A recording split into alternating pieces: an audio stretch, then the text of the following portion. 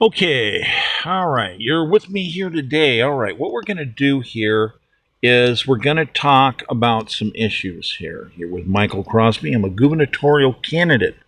All righty, so what we're going to do is deal with the situation as to where things are at and what things are going on, and be able to basically understand what all the stuff is. So, if we're going to go back a little bit here, payment, nearly $1 million. we basically And got of course, the rest of it is nearly some interesting $100,000 stuff in here. pension Okay, payout. so California taxpayers are facing $500 billion worth of unfunded debt for bloated, gold-plated California pensions for state and local government employees. But guess what? It's about to get worse as California politicians just passed a law allowing double dipping and more pension spiking in this beleaguered system. Coming up, we'll tell you what they just did, how much it's going to cost you, and what we're doing to fight back.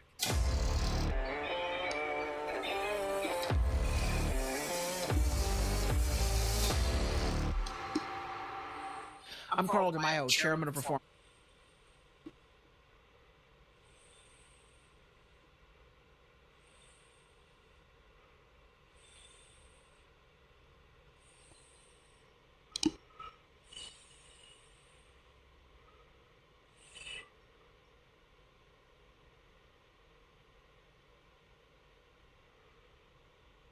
Spiking vehicle. But now we are creating it once again here in California. And that's what AB 1054 does, is it creates this deferred retirement option plan. There is the only no vote, and it would be Carl DeMaio as the one nay vote in the state legislature, and there it is, a no vote.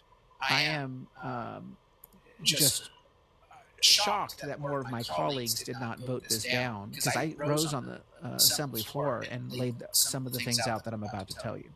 First, okay, I'm going to address Carl here in this because, Carl, this is weird when he's the only guy, the only person that says, hey, wait a minute, I think there's something wrong with this.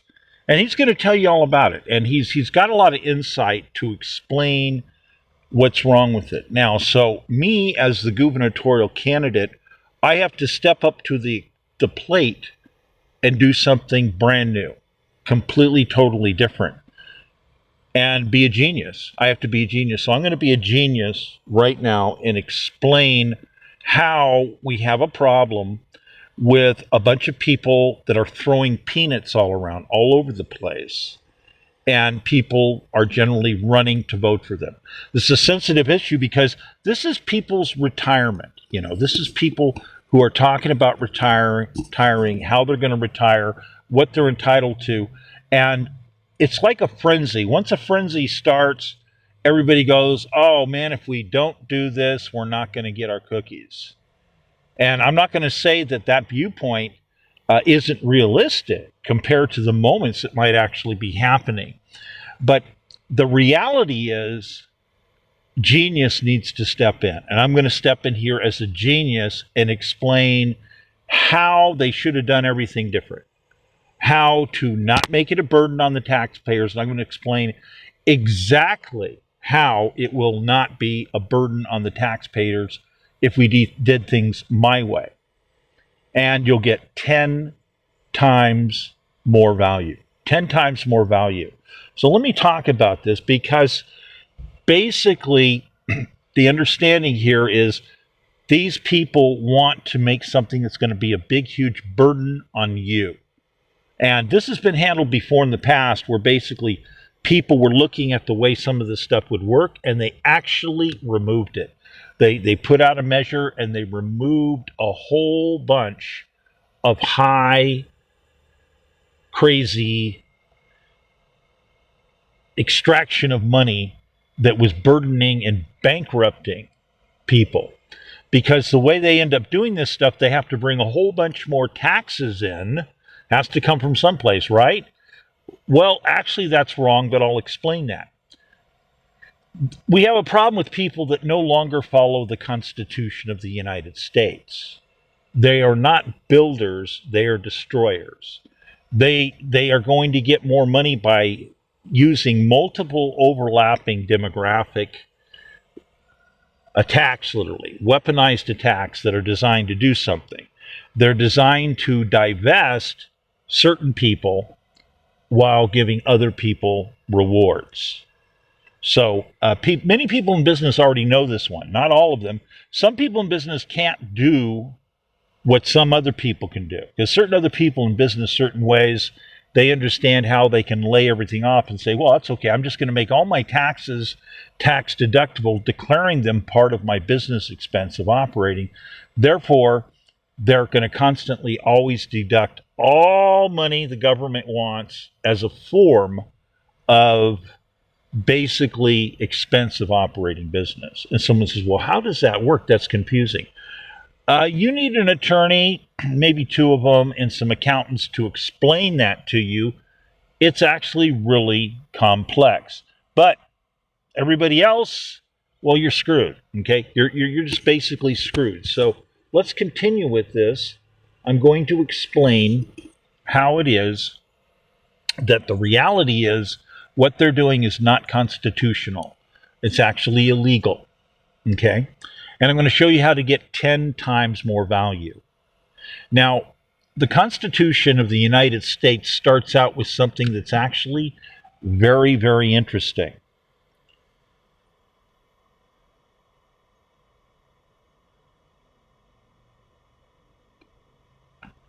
Okay, what happened?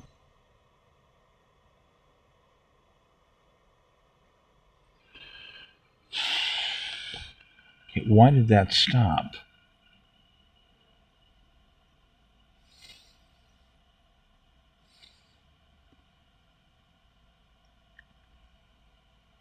Okay, we're back again here. Let me explain some things here that a lot of people just don't seem to understand. And that basically is that the Constitution of the United States is very interesting. You know, if we're going to go to the Constitution of the United States and we're going to read the original, okay, and the original is basically something that some people have never bothered to read as to what actually is written, you know. So this is where very few people actually seem to understand what is actually done here. So when you go here and you go to promote the general welfare, okay, welfare as it is today did not exist. Okay, there was no welfare office and they cut you this money and gave you food stamps. Didn't happen that way. Not that people weren't generous. Let me tell you how this happened, basically. Part of the way this happened is really interesting because what we had was a system of direct Department of the Treasury. You see, there's a lot of these. We're on Constitution number 5, by the way. And there's a lot of pre-existing contracts that people don't even understand. You don't even hear people talking about them. It's very in-depth, very complex, okay? So basically what we had here was the Department of Treasury, okay, which established local offices that were basically responsible for something.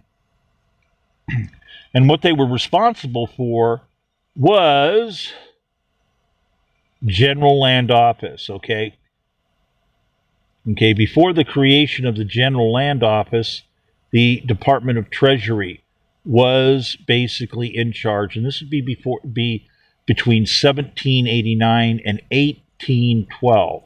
Now, there's a lot of things that happened that are very important, but there was stuff that happened before 1789. I'm going to explain that at some point as well, maybe a different program. Now, the thing is that as we deal with this, we have to deal with these other things where basically we had things known as the Land Ordinance of 1785. This comes in much later. Now, it's important to understand we also had the 1812 War in there for a while. Now, earlier we had between 1740 and 1790, we've got this merger thing because we had the control of British control, but we had our own stuff happening, you know. So you had these different parties basically that were involved in uh, land stuff, basically, you know, in managing land and settlements. Things were related to land and settlements, and you actually had a lot of land that might be given away for free. So if we're going to go back further and we're looking at our before the revolution colonial system, here we have a system that was dealing with the handing out of 50 acres. And in some cases, anyone who paid passage and could prove that they paid passage to the United States or for someone else would basically get land for free. This is how you ended up coming up with some of these indentured servant contracts that were very lucrative. You know, by today's standards, you would be working for 4 years. You'd end up with a house, a truck, a cow, some pigs, maybe a mule, and a whole lot of chickens. Okay, plus a bunch of hand tools. You'd own your house. Okay, and the land. You don't own this land. You know, it'd be like you going to work for somebody and making today probably 1.2 to 1.4 million dollars in 4 years, leverage wise. To notice it today. So here we had in these early areas, basically, where we're dealing with the colonial systems that were 1700 to 1775. Now, the thing is you had all these different people who were governors and whatnot. And later on, most people will remember things more like Homestead Act and legalization of squatting and a bunch of other little different stuff.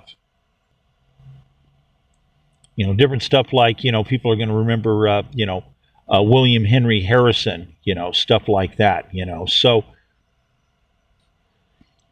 and we had some other stuff, you know, we had these things that dealt with Oregon Territory and whatnot, you know, these different types of things that were happening later on. Now, there's different ways of looking at this, and this is what I'm going to explain.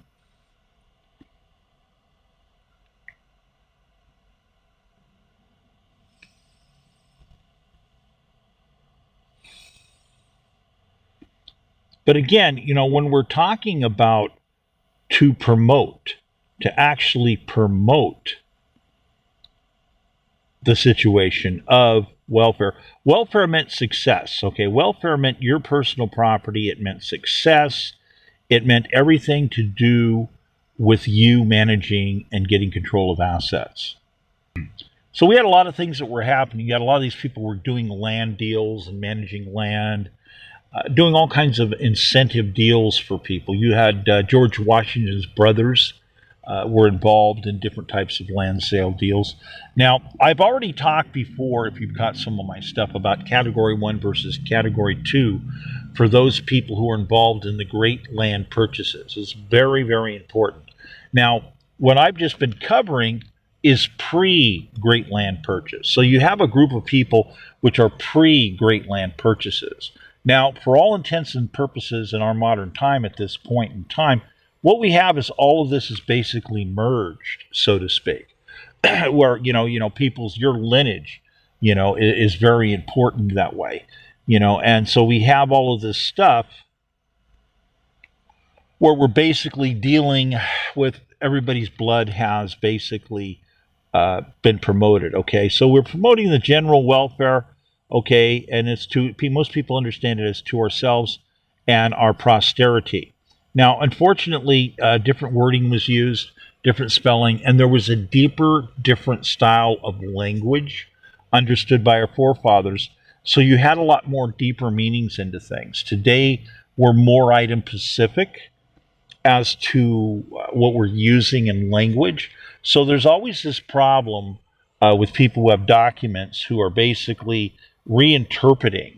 There's all of this stuff there where they're reinterpreting stuff, and they're constantly losing parts of the meaning respective to the words. We the people, and all this other stuff. So when you have these annotated versions, we're losing stuff here. We're losing deep meaning of things that are crucially important. And here is a very, very serious problem. So as we continue right here, we're dealing with rather some really interesting factors. And that deals with, again, first of all, the annotated records that you're seeing are constantly in error. They're constantly screwed up. And people are going, boy, you're just really horrible with that, aren't you? But I'm very serious. See, the original meanings of welfare were to promote ourselves and our posterity. In other words, to promote ourselves and the future of our children. Okay, the future of our children continuing on.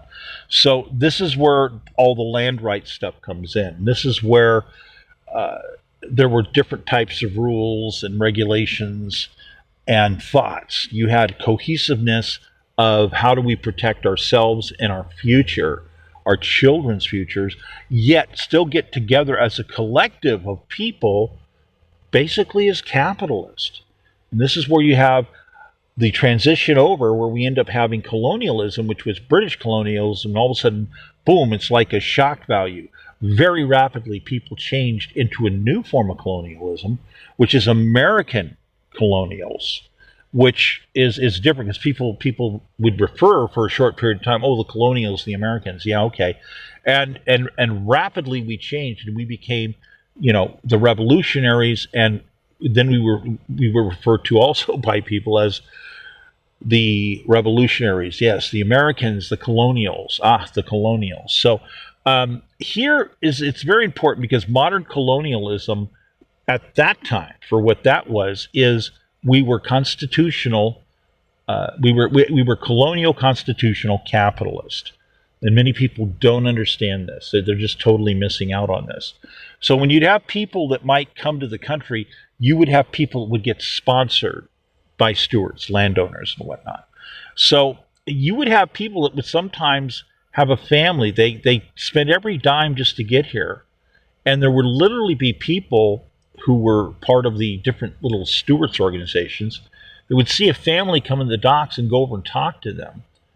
And sometimes they would, and these people were like, okay, well, we got here, we're looking for something to do. And says, well, look here, come over to the stewards meeting. This is where it's at.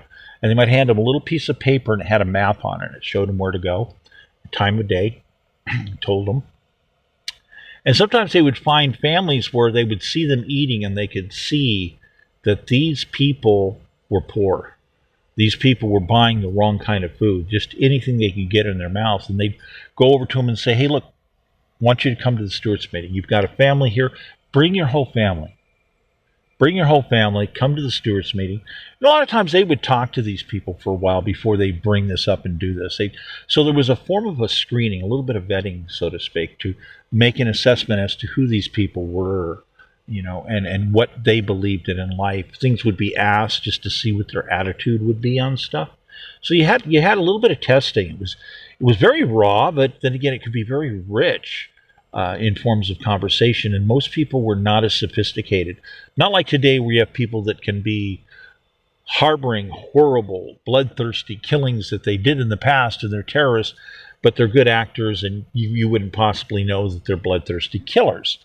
But back then, back then people were simpler. So they'd invite people up. They would be at the stewards meeting.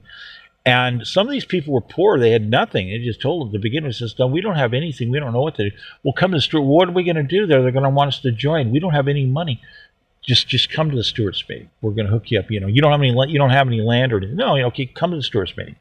So they would introduce them and someone would say, hey, look, I found a family over here and I want them to join. They seem all right to me. And I would like the stewards here to help them, and maybe Harry over there can take them down to the land claim office, or somebody take them and help them to stake out a piece of land here. So and let's verify this out. They've got a passage ticket right here. Here's a passage ticket. That they paid to come here.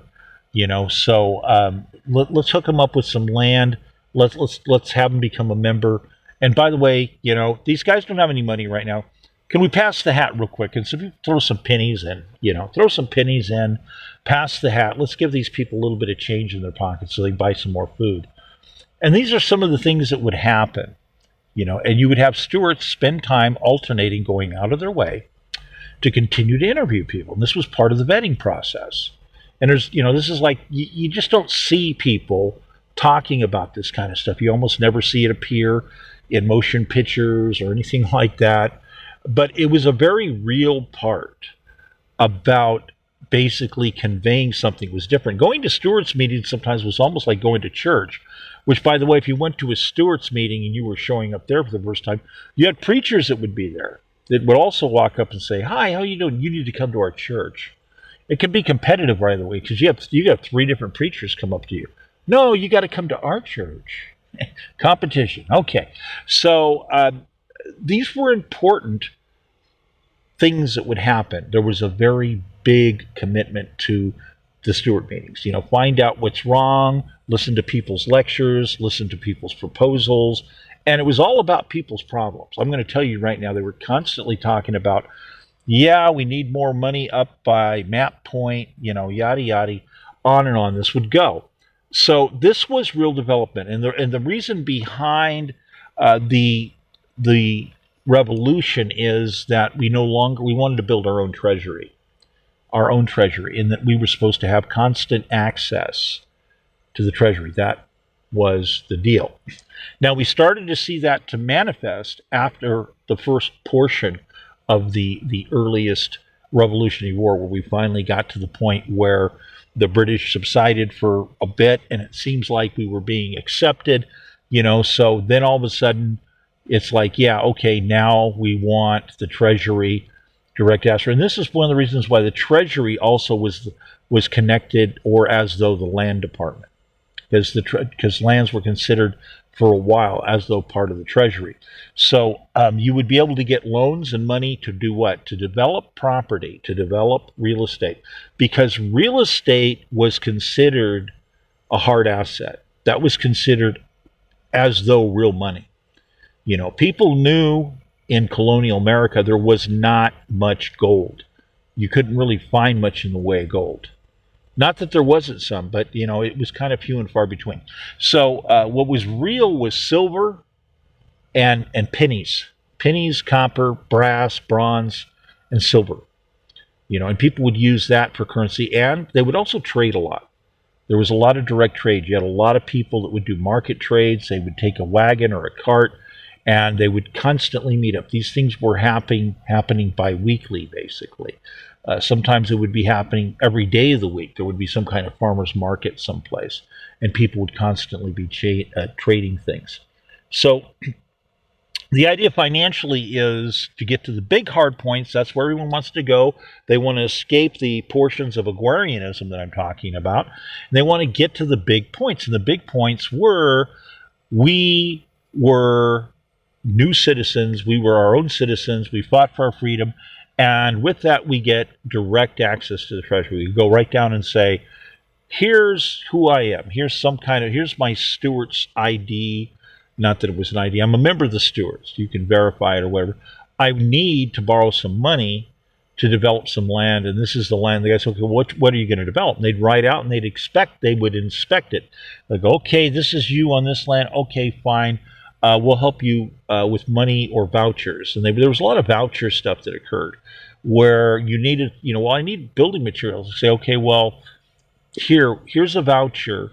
You can go down to and go around and see if somebody will accept the voucher. Sometimes they won't, because you had different people that had different ideas, and there was a lot of problems with the very first currency. But this was something that was eventually going to be, no longer a problem. We were going to eventually have a stable treasury filled full of things. I talk about this in different lectures from time to time. I've done it in the past. I don't know if you can still find some of my existing material on YouTube anymore. It's hard to keep things up when you keep coming under violent attack by people. I'm telling you, it's really impossible. Have 8 different locations hit at the same time. That's simply not possible. So when you're getting doxxed and the dangers, like right now, I've had people shooting at me, one of the reasons you don't see me grandstanding up here, look at my pretty face. Shouldn't I be in a beauty contest? Oh my goodness, Don't you like me? Yeah, let's make this a memeism, popularity contest. We can do that, right? Well, people are shooting at me, and you have people that have to wear masks right now. And you have a bunch of people that are pretending that they don't know what's going on. So I've had people that were taking images of me and putting it on social media and putting the hit out on me. Okay, and this is part of how I came under so many violent attacks. And this also deals with treason committed by people like Julie Su, Shirley Weber, Rob Bonta, the base understanding that Gavin Newsom never had the right to shut people's businesses down. You can't shut an archive down and not pay financial compensation. You can't do that. But they did it anyhow, So we have mass genocide that has been occurring throughout California. We have people dying in the streets. We have Greenlanders. People in Greenland are looking in horror because they don't have homeless people. I don't think they've had anybody die being homeless in Greenland in the last 5 years. So comparatively, they're in shock when they look over and see California and see what's going on. So what's wrong with what these people are doing is they're not doing the backing system. See, the backing system, where basically what we would be doing to explain this to you is we're supposed to be promoting our posterity. We're supposed to be promoting growth, okay? Welfare, okay?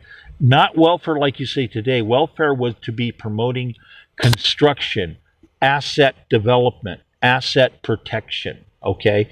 And your assets would be real estate, okay? Your farm, your ranchette, your ranch, your blacksmith, your wood shop, your whatever it was that you were doing, that is what we would assist you in promoting. The whole idea was kind of like a no-fall policy. Hey, we'll find a way to work this out, as long as you're committed to it. As long as you're committed, and as long as you want to keep working, we'll find a way to hook you up.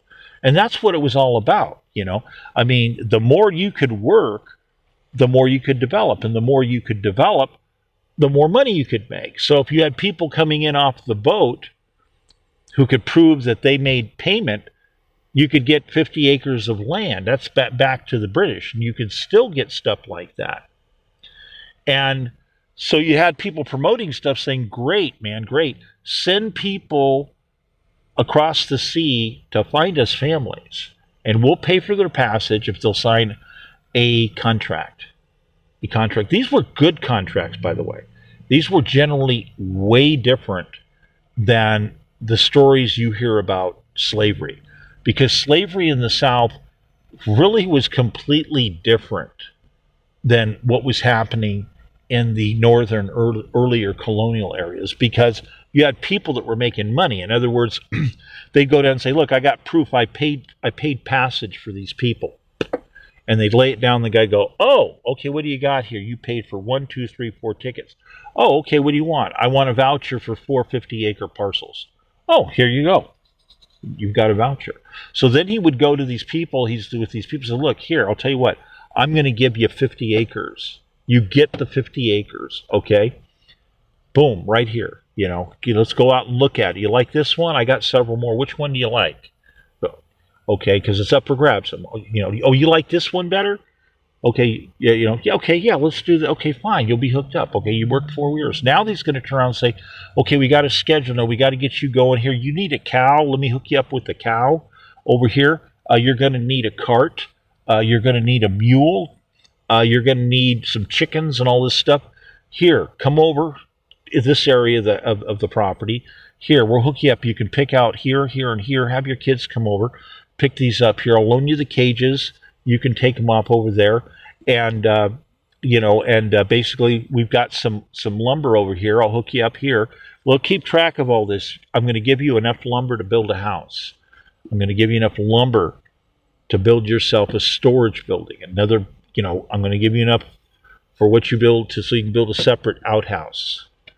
That's where you go to the bathroom. So all these things would be part of the deal, and they would be spending their time, at least one of the family members, working basically to get things going. Now, it depends how old your kids were too.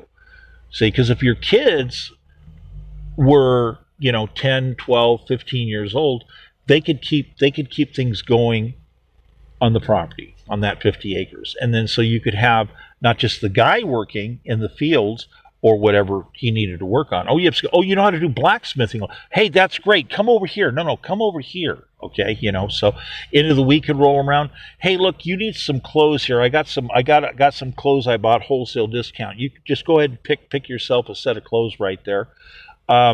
Here, I don't have much. Here you go. Let me give you a few coins here. So you can go to town and buy a little something, get the kids some candy, stuff like that. If there's something else that you particularly need, let me know, even though these people would already know. So they're going to make bank, and these people are going to work hard for 4 years. They're going to get the 4 acres of land. They're getting all these materials. They're getting hand tools. They're getting all this stuff. This was basically a good indentured contract, because then at the end of it, it's like, okay, you did a really, really good job. You guys all worked hard, and your wife worked half the day for us too. Here's $300. Here's $400. In some cases, I found some $500, $600. In other words, you worked your 4 years, you're done. We were giving you a little bit of money every week, and boom, here you go. Here's $500. Here's $400. Okay, now you got cash. Because back then, you could buy people's homestead for $400 or $500. Like, you'd have somebody come walking up that were rich, and they go around and people had signs, hey, homestead's for sale. And people go, really? Is it a good one? Yes, it is. And they're like, okay, well, let's go over here. I just came out of the bank. I don't have any money with me. You don't want to get robbed. And so you're going to go out and you're going to look at this stuff. And if somebody has something you like, you go, this is nice. It's already built. And they're like, I'll give you $500 for it. And they're like, 50 acres, everything that's here, as is, boom, here you go, we'll take it. Why? Because these people had already been around for 4 years. They already traveled around a little bit, and they already had a chance to make another deal. Like with the guy they had a contract with. Some people would sit there and go, oh, I'll work for another year for 50 acres and $200. Then they're like, yeah, we can do that. We'll do that. And then they would also be able to group their crops together and sell them. So you would have a tally of bulk of everybody that had some, so they could negotiate, and ships would come in and pick up certain types of products. So a guaranteed wholesale on some of the stuff that way. So you didn't have to worry about where you're going to sell your stuff. You didn't necessarily get the best deal, but you got enough to keep going, which was the main point. Because people could end up getting everything running good. The family's running it. The wife runs it. I'm going to go into town and get a job. So the guy's like, yeah, I'm a blacksmith. So he'd go into town and he'd get a job at a blacksmith or whatever, a factory, whatever was coming up. So the self-perpetuation item of the treasury is exactly what we need to do at a modern sense. Now, my modern designs for mass modeling are completely different from the standpoint I modernized everything. So the way to do things is say, oh, yeah, you've got a government job. Oh, you're going to be working here for us for a long time. You're a cop or a firefighter. Okay, here's the deal. We're going to guarantee a loan that's going to be able to cover you buying or acquiring land, however that happens, and getting it constructed. And you're going to be the owner builder. And we're going to do this and guarantee you one every year, 7 years in a row. Okay? This is how you protect your retirement. But see, now what you're doing is you're guaranteeing new construction, and all that new construction creates new hard assets. And the appraisers would come out and appraise that, and that would be used for justification, just like the British did. Just like the British did before the Revolution, as justification to print new notes because new assets were invented that didn't exist before. You see, that's the balance to facilitate trade properly. And that's part of the original understanding of the economic physics that we were fighting for respective to our Revolutionary War. So when we have these people that are Marxist, and they're socialist, they are following a criteria of engineered demographical weapons. You have to remember, we fought two great wars with basically the Royal German Empire and their syndicate of investors. And that's not even necessarily including the big banker deals. So those are separate documentaries we could go through. So yeah, all this stuff was an invention. They circumvented things. They infiltrated everything, anything from scholastics, universities, to medical associations, to sponsoring people for scientific or medical papers. Oh, we have to have all your data to verify it. Well, they're copying all the data. It was this massive data heist is what it was. It's a con job. And then they used that. They had something called the Royal German Spy Institute, and it never had less than 200 people there. And you'd have like 30 of these people would be like military grade, highly intelligent people with sheepskins that were psychiatrists, and these people were evil. And the orders had come through, we want you to design demographic weaponry. We want you to design how we can make organizations and companies that will do things all over the globe where we can make profit at the same time by destabilizing other people in their lives. And this is where you have things come in like code enforcement. Code enforcement is something that a bunch of idiots have adopted because they thought that these were modern management situations that come through all this great wokeness in universities. And what it is this is materials that are poison that were created mostly via the Royal German Empire and their syndicates. See, because they'd reuse data, they would pay people, rearrange this data to do this, rearrange this data to say that. Okay, now rearrange this data into a book. Now rearrange the data into this. They were constantly re-engineering this stuff. So you have people that were booking all this weird stuff, Marxism and all this other stuff. They were all on the payroll. Lenin was on the payroll. Joseph Stalin on the payroll, two payrolls. They were all on two payrolls. The Royal German Empire Spy Department and the syndicate. They were members of the syndicate as well. So that's a double dip payment deal. Okay, so once again, we have double dip payment people that basically are involving themselves in engineering something to become poison to destabilize governments because they were diabolically opposed to them and they wanted to take them over in any zone they could, whether it was business, economics, or whatever it was, you see. So they bring all these things forward.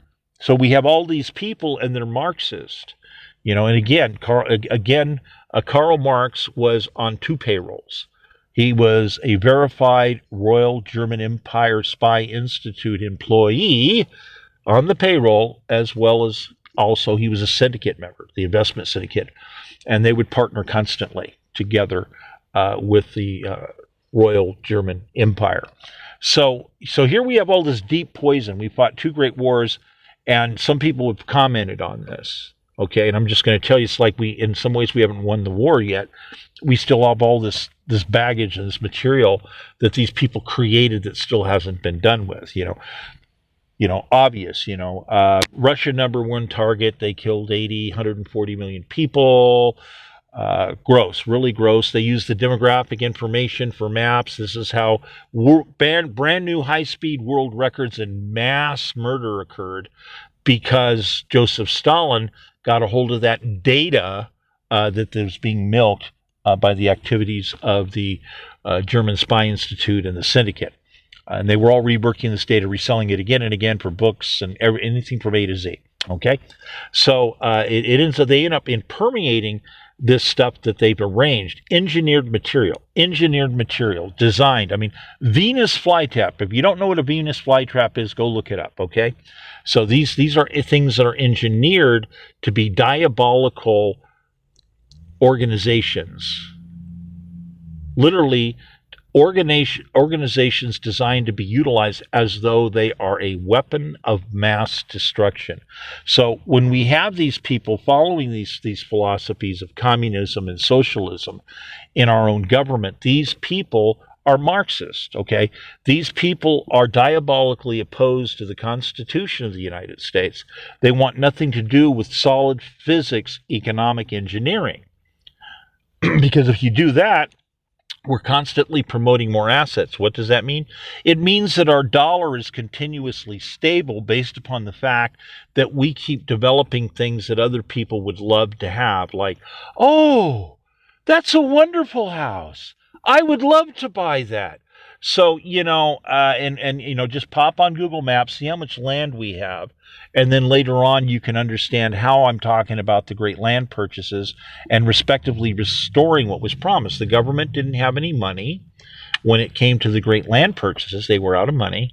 So they promised us stock, residuals from the minerals, and dividends from the deals. There was all these special deals, railroad, all kinds of stuff that would come about, all these deals, and we're supposed to get a cut, okay, and have staking rights.